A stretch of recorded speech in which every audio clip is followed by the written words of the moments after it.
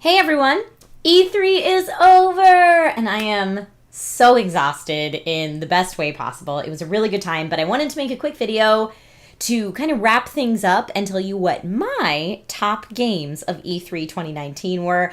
That being said, I will still be releasing gameplay videos on this channel for the next upcoming weeks whenever I have time to edit them, and then I'll throw them on there, so look for those.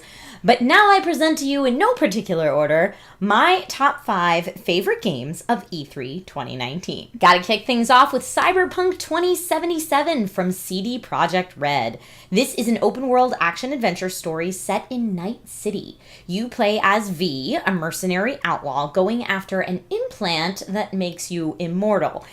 We got a big surprise at E3 that Keanu Reeves is in the game. It's got super realistic graphics a la The Witcher, and of course a cyberpunk setting with cyborg-esque body mods that they call cyberware. It releases April 16th, 2020, and I can't wait.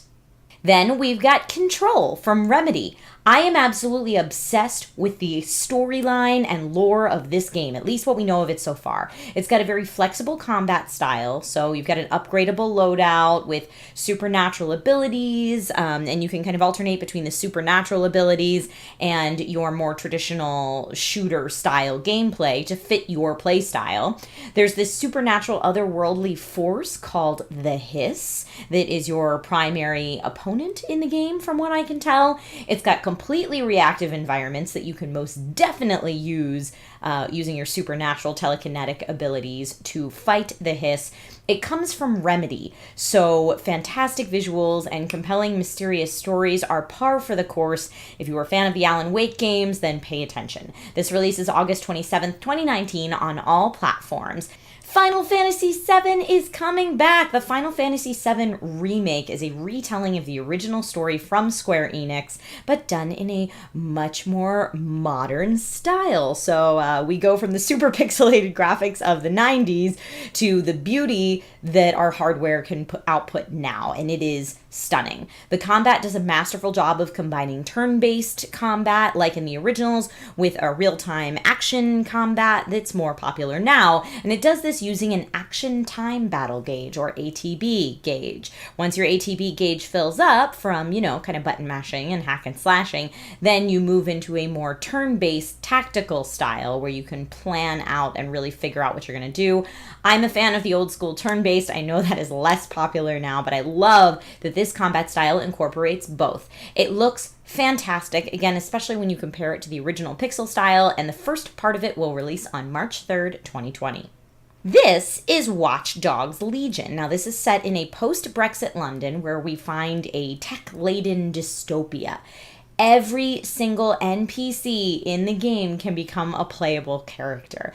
This is so exciting and so ambitious, and I got a chance to get hands-on with the gameplay, and I will say it delivers. Every single person you see in the environment, and there are a lot of them, you can scan them, find out their different backgrounds, traits, and skills, and then decide if you want to recruit them to your cause, and then actually play as that character.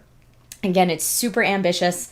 My hands-on game time with it was incredibly fun, and it releases March 6th, 2020.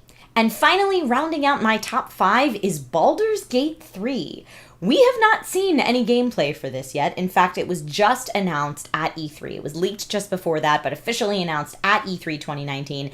And it comes to us from Larian Studios, who knocked it out of the park with Divinity Original Sin and Divinity Original Sin 2, and Wizards of the Coast, who make Dungeons & Dragons.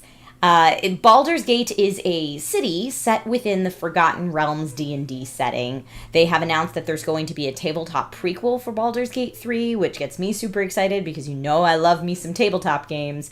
The previous Baldur's Gate games were all based on the 2nd edition D&D rules, and they have announced that this will be a port of the 5th edition D&D rules, so a little bit more modern, in my opinion, more easy to play and to understand the rules.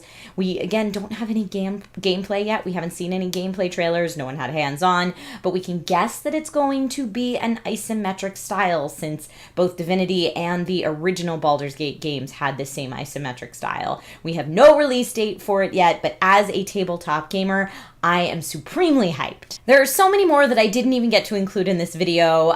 Gods and Monsters, 12 Minutes, Mosaic, Atomic Crops.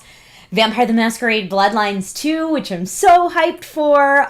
Dying Light 2, which looked amazing and terrifying, and I don't know that I'll be able to play it by myself in the dark, especially. But this year's E3, I thought was a real good time. So let me know in the comments which game you were most excited about from the announcements from E3, and I'll see you soon.